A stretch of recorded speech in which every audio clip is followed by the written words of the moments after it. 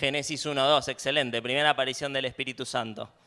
Dice que sobre las aguas revoloteaba, dice literalmente el hebreo, el Espíritu de Dios. Pero bueno, preguntas, ¿no? Que a veces damos por sentado y que cuando nos ponemos a cuestionar no es tan fácil la respuesta. ¿Es una persona? Sí, no, ¿por qué? ¿Cuál es mi argumentación para llegar a mi conclusión de sí o no? ¿Es Dios? Todos decimos sí, bueno, ¿cómo lo justifico con la Biblia? En el Espíritu Santo está tan claramente enseñado, en el Antiguo Testamento está tan claramente enseñado que la existencia y obra del Espíritu Santo como en el Nuevo. Seguramente todos decimos que sí, pero no es tan fácil a veces demostrarlo por medio de la Biblia, que en definitiva tiene que ser la fuente de nuestro conocimiento acerca de Dios. Entonces, en esta clase vamos a tratar de responder fundamentalmente a las primeras dos preguntas. La última lo escribí en el apunte, pero seguramente no vamos a ver nada porque no nos va a dar el tiempo. Inicialmente iba a ser una clase particular acerca de ese tema, pero nos vimos obligados a achicar algunas cosas y no va a ser una clase, pero lo tienen ahí anotado si lo quieren leer y estudiar.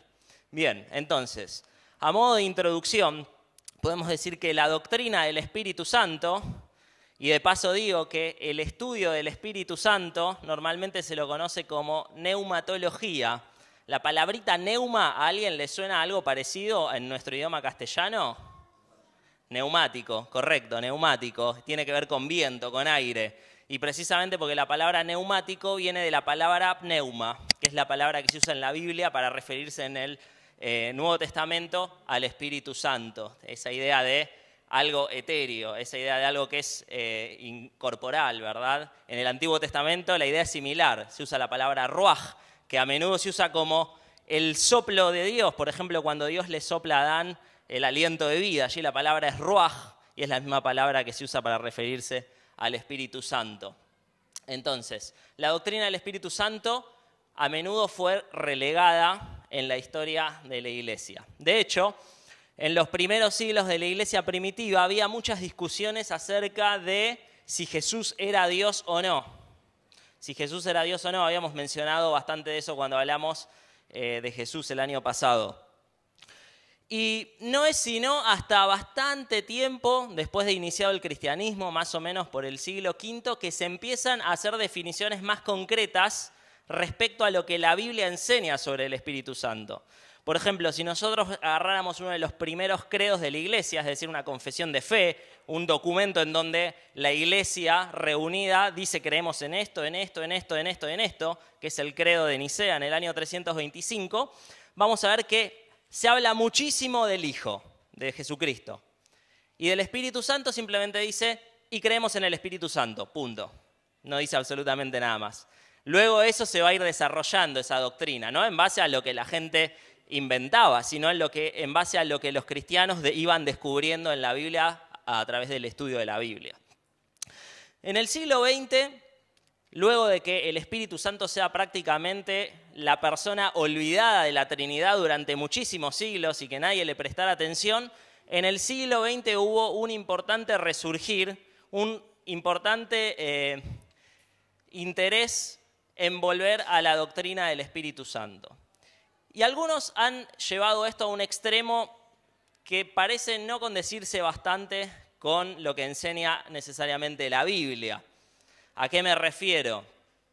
Que se busca experimentar al Espíritu Santo y se hace al centro de la adoración el Espíritu Santo y todo gira en torno a la actividad del Espíritu Santo en el creyente. Y esto debe experimentarse de forma sensorial. Bueno, ¿la Biblia enseña eso? ¿No enseña eso? Seguramente a lo largo de este módulo hablaremos acerca de esas cuestiones.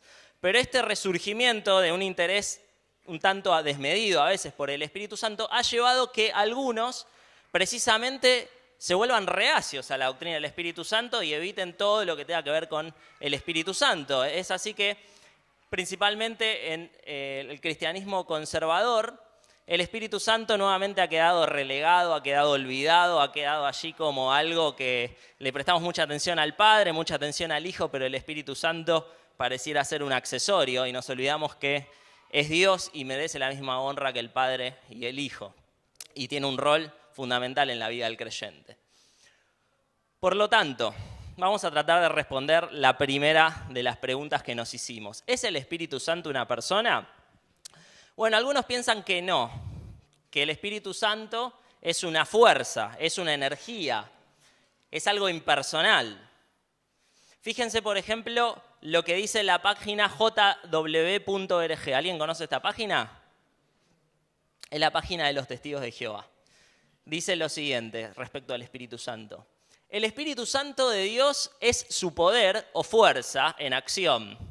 Cuando Dios envía su Espíritu, proyecta o dirige su energía hacia un lugar en concreto para que se cumpla su voluntad.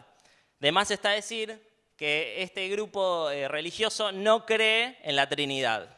No cree ni que Jesús sea Dios, ni que el Espíritu Santo sea Dios. Por lo tanto, no puede ser una persona, es simplemente una fuerza, una energía. No estoy de acuerdo con eso y 20 siglos de cristianismo no están de acuerdo con eso.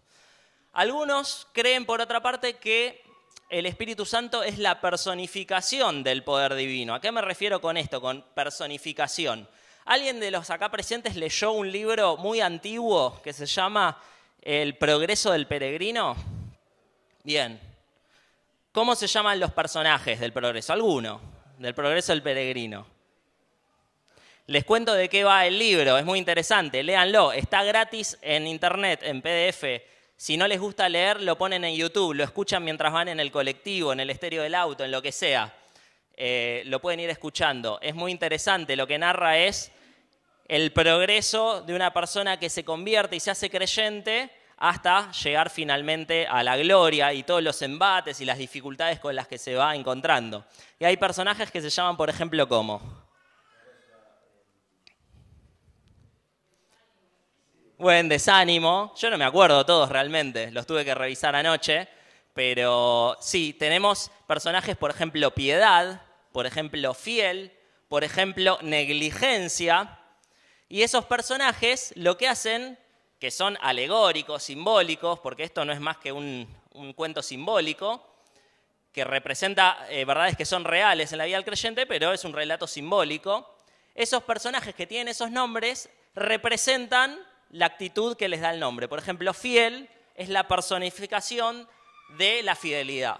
Negligencia es la personificación de la negligencia. Es decir, poner en una persona un concepto que es abstracto, que es difícil de concebir, que es difícil de entender. Bueno, algunos piensan el Espíritu Santo es un recurso de los autores bíblicos, un recurso literario para personificar ese poder de Dios, esa fuerza, esa energía de Dios, pero no es realmente una persona. Es como un personaje de la novela de John Bunyan, El progreso del peregrino, simplemente. Bueno, eso no es lo que enseña la Biblia. Entonces, tenemos que concluir con que el Espíritu Santo es una persona, pero para eso tenemos que entender qué es una persona. A veces pensamos en persona sinónimo a ser humano. Bueno, si ese es nuestro concepto de persona, entonces no, el Espíritu Santo no es una persona, pero eso no es lo que significa la palabra persona. De hecho, nosotros no limitamos el uso de la palabra persona simplemente a seres humanos. Hablamos de personas jurídicas, por ejemplo, hablamos de varios tipos de personas. Hoy en día se está intentando hablar de persona no humana para referirse a los animales en las leyes. Bueno, con eso tengo mis reservas porque si entendemos que una persona es un ser dotado de razón, es decir, capacidad de razonar, de pensar, consciente de sí mismo, es decir, que autopercibe su existencia, ¿verdad? Y su existencia en relación a todo lo demás. Y además poseedor de una identidad propia, eso es lo que define una persona. Bueno, un animal no es una persona, no está dotado de razón, no es consciente de sí mismo y no es consciente de qué le va a deparar el futuro, simplemente vive el presente y no es poseedor de una identidad propia, se maneja por instintos. Si agarro un ciervo en una manada de ciervos, va a actuar de la misma manera que actúan todos los demás ciervos, no vas a ver nada que lo haga particular. Entonces, una persona es un ser que tiene razón, capacidad de razonar, es consciente de sí mismo y tiene una identidad propia. Si entendemos que esto es una persona, tenemos que concluir entonces que el Espíritu Santo es una persona. ¿Y dónde vemos esto en la Biblia? ¿Dónde la Biblia nos enseña que el Espíritu Santo es una persona? Lo vemos constantemente en un montón de lugares y yo les anoté muchos textos para que repasemos y los califiqué en algunas categorías. En primer lugar, vemos que la Biblia nos enseña que el Espíritu Santo posee atributos personales. En primer lugar, podemos ver que tiene inteligencia. En 1 Corintios 2, que les invito a buscar, versículos 10 y 11, dice: pero Dios nos las reveló a nosotros por el Espíritu, porque el Espíritu todo lo escudriña, aún lo profundo de Dios. Porque ¿quién de los hombres sabe las cosas del hombre sino el Espíritu del hombre que está en él? Así tampoco nadie conoció las cosas de Dios sino el Espíritu de Dios. El Espíritu es lo suficientemente inteligente, es más, diría infinitamente inteligente al ser Dios, como para conocer y escudriñar las cosas de Dios, es decir, cómo es Dios, cómo es el ser de Dios. El Espíritu Santo, dos versículos más adelante, versículo 13, también dice: lo cual también hablamos no con palabras enseñadas por sabiduría humana, sino con las que enseña el Espíritu, acomodando lo espiritual a lo espiritual. El Espíritu Santo puede enseñar, y eso demanda que haya una inteligencia. Se espera que aquel que enseña sea un ente, un ser inteligente. Posiblemente no sea el caso en esta mañana, en este lugar, pero sí lo es en el caso del Espíritu Santo. Tiene inteligencia y, como vimos, es parte de lo que es ser una persona. Romanos capítulo 8, versículo 27. Vamos para atrás, es el libro anterior a Corintios. Romanos capítulo 8, versículo 27. Dice: mas el que escudriña los corazones sabe cuál es la intención del Espíritu, porque conforme a la voluntad de Dios intercede por los santos. Entonces, el Espíritu Santo es un ser que posee inteligencia, y eso es una cualidad de las personas. Muchos de los temas que estamos mencionando al pasar hoy los vamos a ver con detenimiento a lo largo de los próximos 2 meses y medio, más o menos. Esto es una introducción en el cual hacemos un pantallazo general y después vamos a ver en detenimiento muchas de las cosas que el Espíritu Santo es y hace. ¿Qué otro atributo personal nos muestra la Biblia que tiene el Espíritu Santo? Bueno, el Espíritu Santo demuestra sentimientos. Un ser no personal, como por ejemplo un árbol, no puede demostrar sentimientos. El árbol tiene energía. El árbol tiene energía y usa energía para su desarrollo, pero no es un ser personal. Por eso el Espíritu Santo no es una mera fuerza, una mera energía. El Espíritu Santo es un ser personal. ¿En dónde demuestra sentimiento del Espíritu Santo? Efesios capítulo 4, versículo 30. Dice: y no contristéis al Espíritu Santo de Dios, con el cual fuisteis sellados para el día de la redención. Pablo le está hablando a los creyentes y lo que les está diciendo básicamente es: las cosas que ustedes pueden llegar a hacer, que ofenden al Espíritu Santo, lo contristan. ¿Y quién puede contristarse si no es un ser personal? Una influencia o una energía o poder no puede ser contristado, solamente una persona. Además, el Espíritu Santo tiene voluntad y, como vimos, ese es uno de los aspectos de lo que es ser una persona. Cabe señalar, les digo esto como dato curioso, que nuestra definición actual de persona, de lo que es una persona, y la definición que acepta en líneas generales la filosofía acerca de lo que es una persona, surgió precisamente en los debates cristianos de los primeros siglos de nuestra era respecto a la Trinidad. Allí se definió lo que es ser una persona y es el concepto que todos hoy en día en forma generalizada aceptan. Bien, entonces el Espíritu Santo tiene una voluntad. ¿Dónde lo vemos esto? Por ejemplo, en 1 Corintios capítulo 2, versículo 11, no lo vamos a buscar, vamos a hablar un domingo entero acerca de eso, pero vemos allí que el Espíritu Santo reparte dones. ¿Y cómo los reparte? De forma soberana, es decir, como Él quiere, conforme a su voluntad. Si tiene una voluntad, tiene que ser un ser personal. Además vemos que dirige las actividades de los cristianos. Si leyéramos esos 5 versículos de Hechos, capítulo 16, versículos 6 y 11, vemos que el Espíritu Santo tiene un rol fundamental en guiar al creyente a través de su vida. También lo vamos a estar estudiando. Pero esto lo que nos muestra es que el Espíritu tiene una voluntad. Una voluntad que además, por ser divina, por ser Dios, es soberana. Es decir, no hay nada que se le pueda oponer. Esa voluntad nos habla de su cualidad de persona. El libro de los Hechos habla mucho acerca del Espíritu Santo. De hecho, Hay muchos que dicen que en vez de Hechos de los Apóstoles, que no es el título original que tenía las obras, porque los libros antiguos no tenían títulos, simplemente fue agregado posteriormente. Bueno, muchos dicen que ese libro, en vez de Hechos de los Apóstoles, debiera llamarse Hechos del Espíritu Santo. El Espíritu Santo es una persona, no solo porque tiene cualidades de una persona, sino porque realiza acciones de una persona. Juan capítulo 16 habla mucho acerca de las enseñanzas que Jesús dio acerca del Espíritu Santo. Hay ahí varios capítulos en los cuales Jesús habla de eso. El domingo que viene Rubén va a hablar de eso, así que no quisiera meterme mucho. Pero Juan capítulo 16 y 15 y a partir del 14 es... 14, 15 y 16 habla mucho acerca del Espíritu Santo Jesús y enseña mucho acerca de su persona, pero fundamentalmente podemos ver ahí que Él nos guía a la verdad. ¿Quién puede guiar si no es una persona? Él convence de pecado, nos persuade de pecado, es decir, nos hace sentir en nuestro propio corazón y en nuestra propia conciencia de que estamos en un estado pecaminoso, culpable delante de Dios. Esa es parte del obrar del Espíritu Santo. Él hace milagros. Vemos en Hechos capítulo 8, 39, por ejemplo, dice que Felipe está en el desierto, le predica ahí a una persona, a un funcionario etíope, y después de eso, dice, el Espíritu Santo lo arrebató, lo hizo desaparecer de ahí, lo llevó a otro lado, obró un milagro. Y el Espíritu Santo intercede. Romanos capítulo 8, 26 y 27, les invito a leer, dice, y de igual manera, el Espíritu nos ayuda en nuestra debilidad. Pues qué hemos de pedir como conviene no lo sabemos, pero el Espíritu mismo intercede por nosotros con gemidos indecibles, mas el que escudriña los corazones sabe cuál es la intención del Espíritu, porque conforme a la voluntad de Dios intercede por los santos.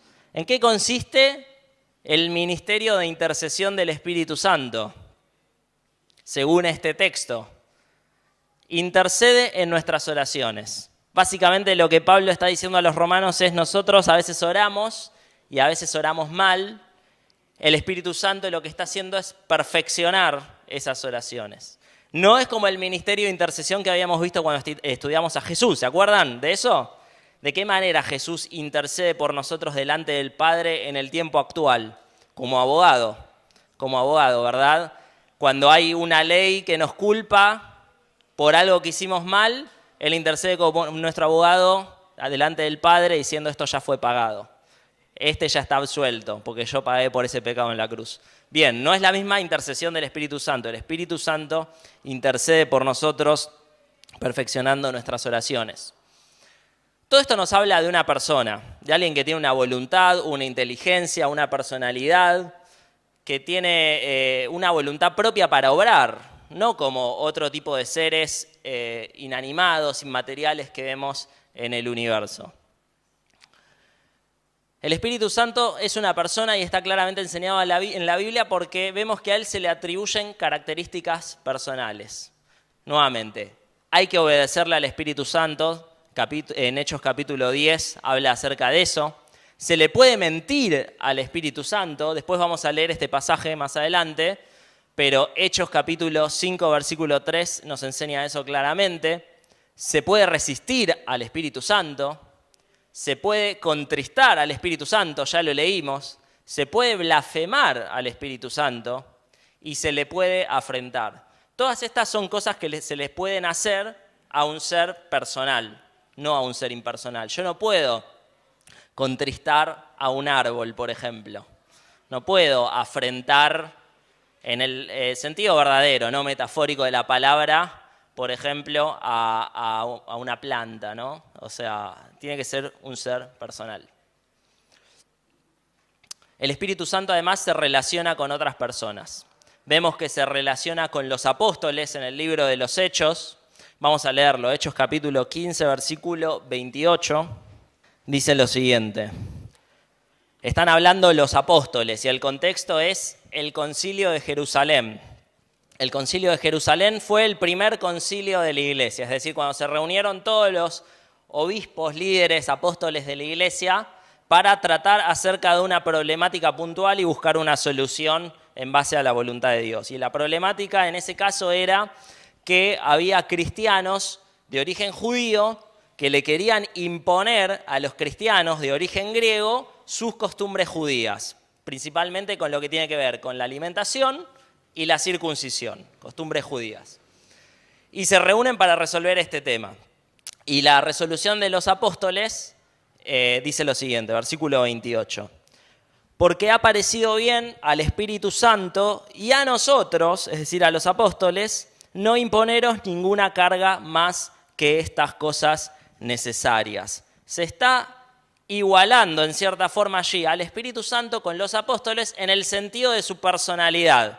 Hubo un diálogo, hubo un debate, hubo un ponernos de acuerdo con el Espíritu Santo acerca de cómo resolver este tema. Y esta es la resolución. Entonces, ¿podrían haberse puesto de acuerdo con algo o con alguien que no sea un ser personal?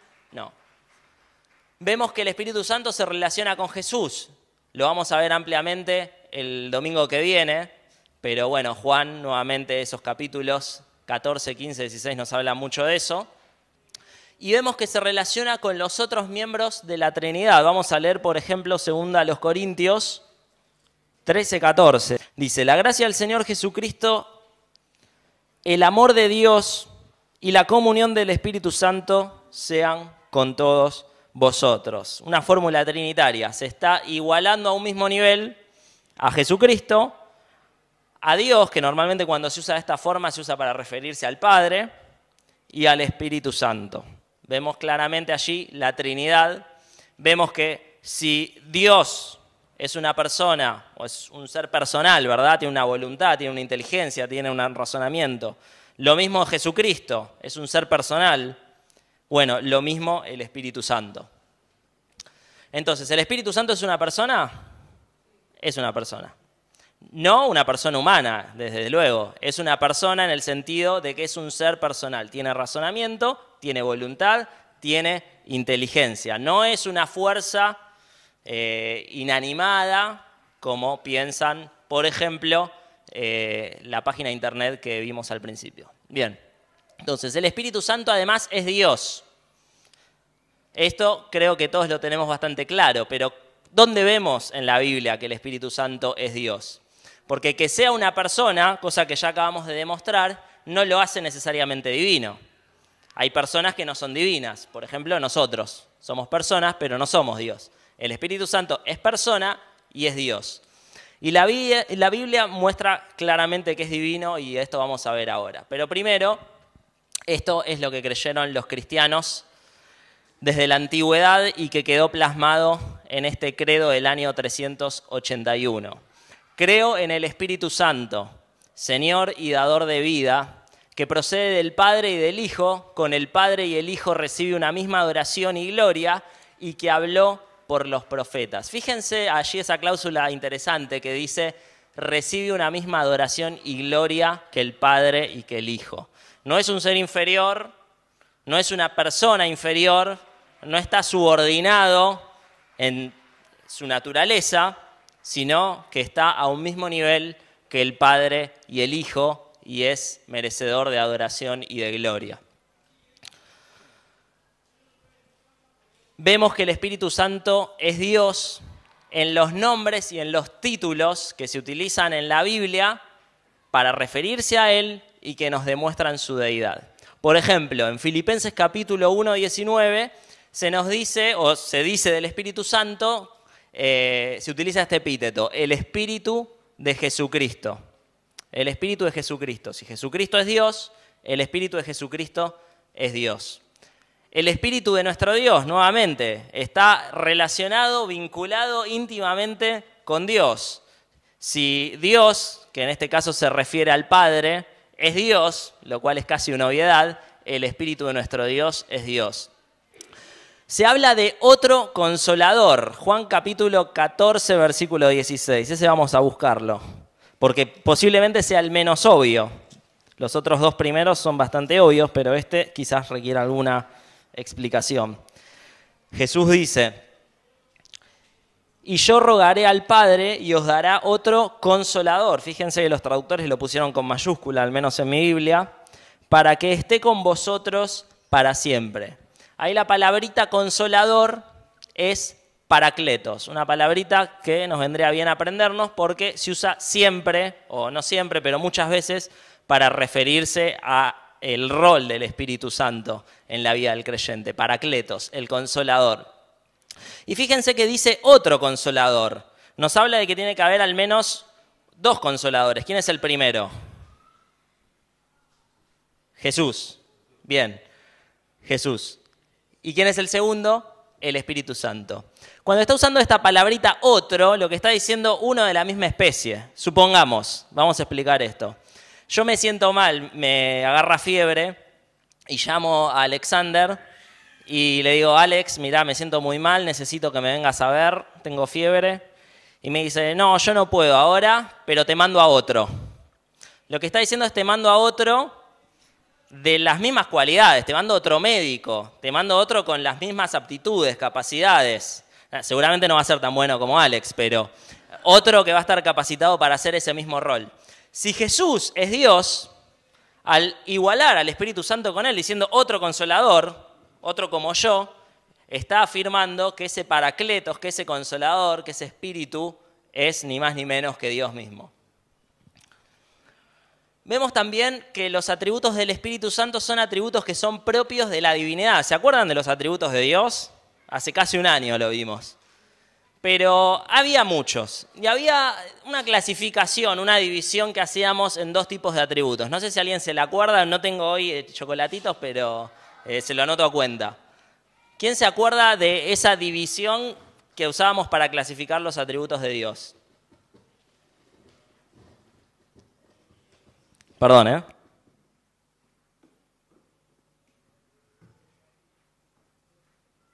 Un ruido. Bien, nadie se acuerda, perfecto. Allá, Agustín. Decilo, explícalo. Perfecto, esa es la división. Atributos que son exclusivos de Dios, que los llamamos incomunicables, y atributos que son comunicables, es decir, que el ser humano los puede experimentar en cierta medida. Por ejemplo, la Biblia nos dice Dios es amor, el amor es un atributo de Dios. El ser humano puede experimentar amor. ¿Correcto? ¿Estamos de acuerdo? Bien. Dios es verdad. El ser humano puede experimentar cierto nivel de verdad, aunque nunca va a llegar al nivel de Dios. Atributo comunicable. Hay atributos que el ser humano jamás va a poder experimentar. Por ejemplo, la omnisciencia. Saber todo, saber todas las cosas. Bueno, el ser humano jamás va a saber todas las cosas. Omnipresencia, estar en todos lados. El ser humano jamás va a estar en todos lados. Y el ser humano jamás va a ser omnipotente. Esos son atributos que son exclusivos de Dios. Y vemos en la Biblia que estos atributos se le atribuyen al Espíritu Santo. Vamos a leer Isaías capítulo 40, versículo 13, por ejemplo. Dice lo siguiente. ¿Quién enseñó al Espíritu de Jehová o le aconsejó enseñándole? ¿Qué atributo vemos ahí? La omnisciencia. Lo que está diciendo es, sabe todas las cosas. No hay nada que le puedas enseñar. ¿Por qué no hay nada que le puedas enseñar al Espíritu? Porque sabe todas las cosas. ¿Y quién sabe todas las cosas? Únicamente Dios, porque la omnisciencia es un atributo incomunicable de Dios. Salmo 139, versículo 7. Fíjense ya el título de ese salmo, ¿no? Bien, omnipresencia y omnisciencia de Dios. Y fíjense lo que dice el versículo 7. ¿A dónde me iré de tu espíritu? ¿Y a dónde huiré de tu presencia? Nuevamente, fíjense cómo los traductores tradujeron espíritu con mayúsculas. Se está refiriendo a una persona, evidentemente, porque los sustantivos propios van con mayúscula. Y dice, ¿a dónde me iré de tu espíritu y a dónde huiré de tu persona? Lo que está diciendo el salmista de esta forma tan poética es, no puedo escaparme del espíritu porque el espíritu está absolutamente en todos lados. ¿Qué es eso? Eso es omnipresencia. ¿Y quién es omnipresente? Únicamente Dios. Job capítulo 33, versículo 4. Dice, el Espíritu de Dios me hizo y el soplo del Omnipotente me dio vida. El Espíritu de Dios me hizo y el soplo del Omnipotente me dio vida. En este caso, lo que vemos es la actividad creadora del Espíritu Santo. La actividad creadora del Espíritu Santo. Y solo Dios puede crear, ¿verdad? Y nos muestra la Biblia que Dios creó al ser humano. Y en este caso, Eliú, que es quien está diciendo esto acá en el libro de Job, afirma que el Espíritu Santo lo hizo. Y acá hay un jueguito de palabras interesante que no se percibe en el español, pero sí en el hebreo. Espíritu, ¿se acuerdan que era una palabra que significaba viento, verdad? Ruaj, viento. Y fíjense cómo dice la ruaj de Dios, el viento de Dios me hizo y el soplo del Omnipotente me dio vida. Ese juego de palabras ahí es bastante común en el Antiguo Testamento, ¿no? Cuando se usan estos jueguitos. Bien, detalle de color que no aporta nada. Entonces, el Espíritu Santo obró en el hacer al ser humano. Demuestra de esta forma su poder divino, su omnipotencia, y solo Dios es omnipotente. Realiza acciones exclusivas de Dios, además, el Espíritu Santo. Fue la causa del nacimiento virginal. Si leemos Lucas, vamos a ver que el Espíritu Santo visitó a María, ¿verdad? Visitó a María. ¿Y qué ser más que un ser divino puede hacer concebir a una virgen? Nos dice también que el Espíritu inspiró las palabras de Dios, la profecía. La Biblia es inspirada por Dios y los profetas de la antigüedad eran inspirados por Dios. La palabra de Dios viene por el Espíritu Santo.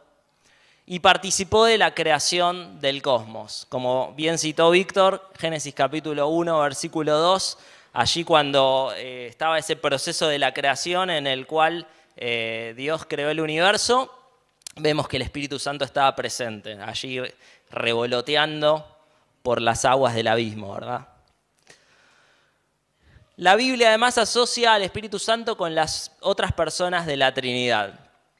Hay acciones atribuidas al Espíritu en el Antiguo Testamento que son atribuidas a Dios en el Nuevo Testamento. ¿A qué me refiero con esto? Vamos a verlo y vamos a ver que es fácil de entender. Jeremías capítulo 31 al 33. Fíjense. He aquí que vienen días, dice Jehová. ¿Quién lo dice? Jehová es Dios, ¿verdad? Bien. He aquí que vienen días, dice Jehová, en los cuales haré nuevo pacto con la casa de Israel y con la casa de Judá. No como el pacto que hice con sus padres el día que tomé su mano para sacarlos de la tierra de Egipto, porque ellos invalidaron mi pacto, aunque fui yo un marido para ellos, dice Jehová. Nuevamente, lo dice Jehová. Pero este es el pacto que haré con la casa de Israel después de aquellos días, dice Jehová. Daré mi ley en su mente y la escribiré en su corazón, y yo seré a ellos por Dios y ellos me serán por pueblo.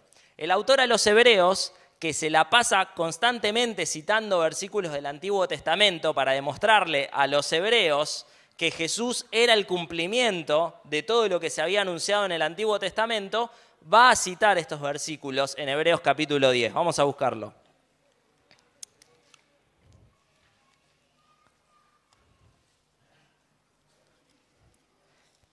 Y fíjense a quién se lo atribuye.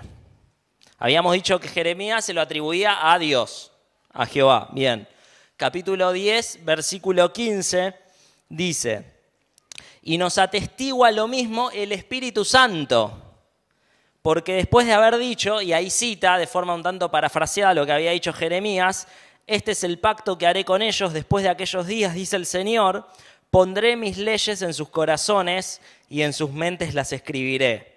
Y añade, y nunca más me acordaré de sus pecados y transgresiones. En Hebreos encontramos un montón de citas del Antiguo Testamento que a menudo no son iguales. Hay varias razones por eso, pero no importa, no es el caso. A veces el autor a los Hebreos parafrasea, hace sus propias traducciones, a veces toma de la versión griega del Antiguo Testamento, porque el autor a los Hebreos está escribiendo en griego, que eran un tanto distintos los versículos, pero lo cierto es que está citando aquel pasaje de Jeremías, en donde este pacto y esta profecía se le atribuye a Dios y en este caso se le atribuye al Espíritu Santo. Bueno, este tipo de relaciones de cosas que en el Antiguo Testamento se le atribuyen a Dios y en el Nuevo Testamento se le atribuyen al Espíritu Santo, dando por sentado que el Espíritu Santo es Dios, ocurren unas cuantas veces y creo que en el apunte les puse algún ejemplo más.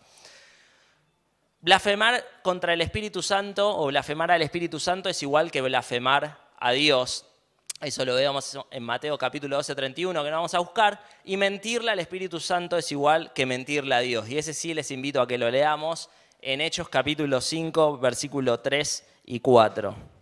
La situación que están relatando acá Lucas es la ocasión en la cual Ananías y Zafira, dos personas que formaban parte de la iglesia primitiva, le mienten a los apóstoles respecto a cuánto habían cobrado por una propiedad que habían vendido.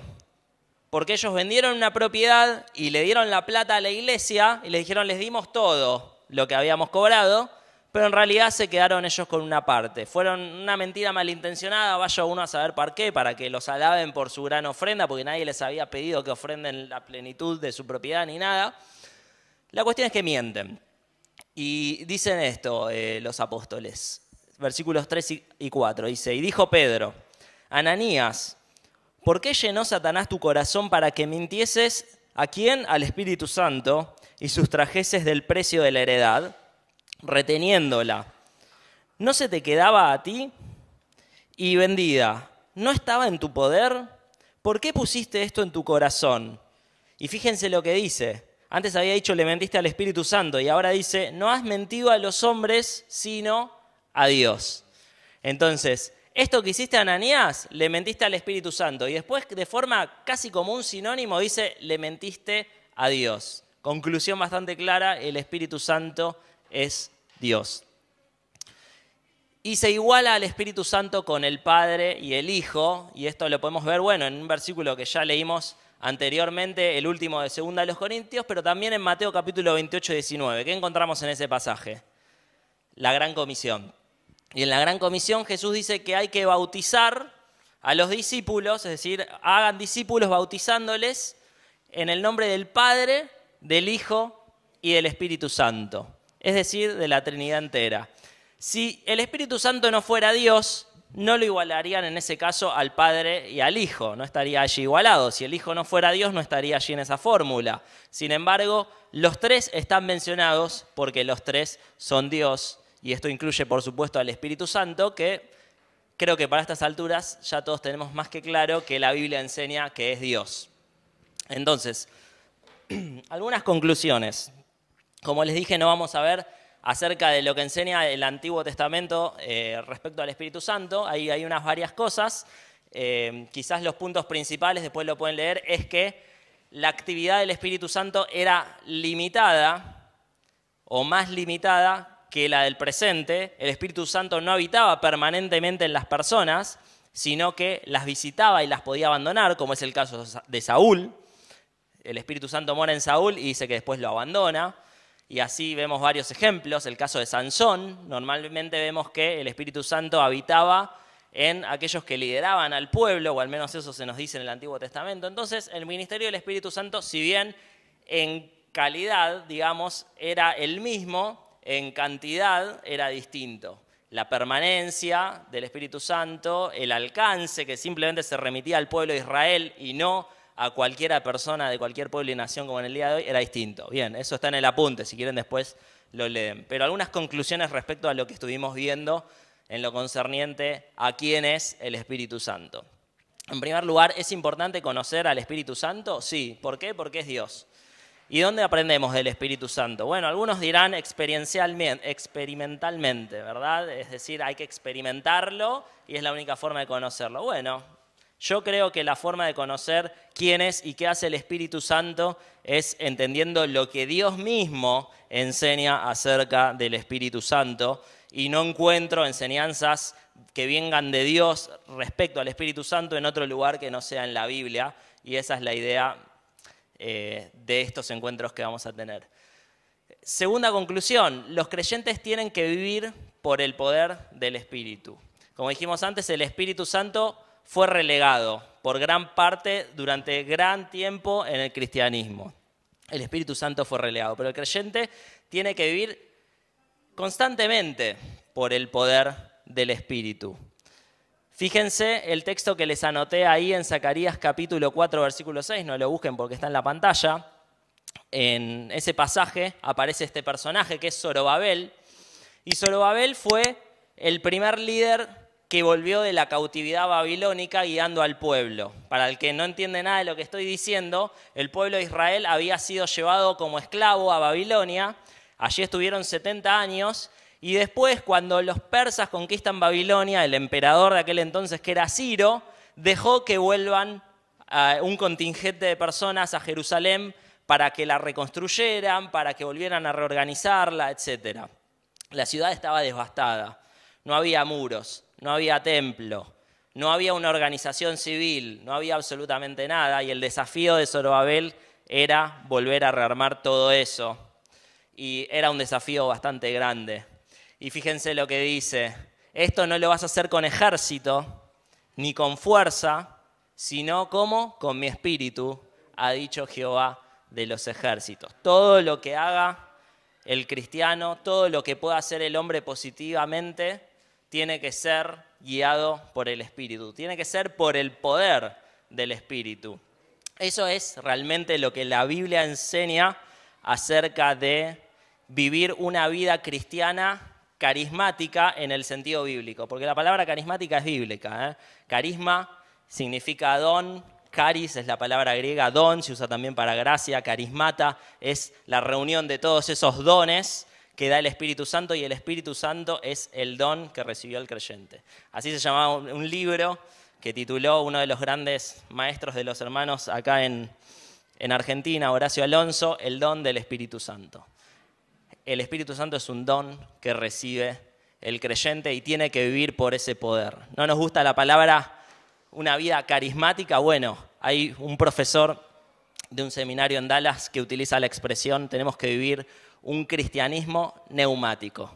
¿Te gusta más esa? Un cristianismo neumático. El Espíritu Santo presente en cada momento de nuestra vida, guiándonos, empoderándonos para transitar esta vida. Y finalmente, hay que decir que el Espíritu Santo no habita en todos los seres humanos. El Espíritu Santo habita en nosotros cuando somos salvados. ¿Y cómo somos salvados? Creyendo en el Señor Jesucristo, creyendo en que su obra en la cruz es suficiente para perdonarnos de nuestros pecados y salvarnos de nuestro pecado, que era aquello que nos alejaba de Dios. Cuando creemos eso, cuando depositamos nuestra fe en esa realidad, de manera auténtica nos arrepentimos del pecado pasado y encaramos una nueva vida siendo guiados por el Espíritu Santo, en ese entonces es que el Espíritu Santo habita en nuestra vida. No hay otra forma de que Él habite en nosotros. Vamos a hablar de esto. Una de las reuniones que vamos a tener es acerca del creyente como habitación del Espíritu, pero adelanto esto porque es importante. El Espíritu habita en nosotros y nos va a guiar y nos va a empoderar para vivir esta vida cuando somos salvados, cuando creemos en el Señor Jesucristo y en su obra por nosotros.